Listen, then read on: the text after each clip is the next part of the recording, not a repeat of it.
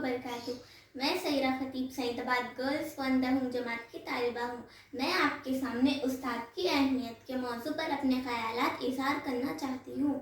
इंसान दुनिया में कभी भी तन्हा वक्त नहीं गुजारता, वो कई रिश्ते और नातों से जुड़ा रहता है।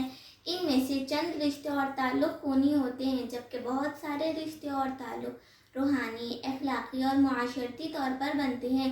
इन्हीं में से एक रिश्ता उस्ताद का भी होता है। उस्ताद को मुआशरा में रूहानी वालिदैन का दर्जा हासिल है। इस्लाम में उस्ताद का रुतबा वालिदैन के रुतबे के बराबर करार दिया गया है।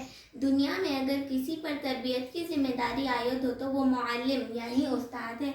वो उस्ताद ही है जो हमें पढ़ना, लिखना, सहना सिखाता है और किताबों से इल्म समझने में हमारी मदद करता है।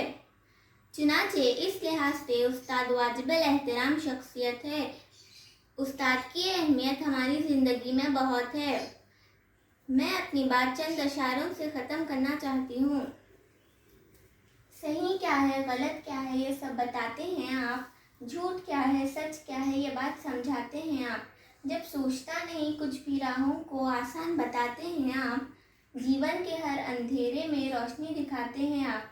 बंद हो जाते हैं जब सारे रास्ते, नया रास्ता दिखाते हैं आप। सिर्फ किताबी बातें ही नहीं बल्कि जीवन जीना भी सिखाते हैं आप।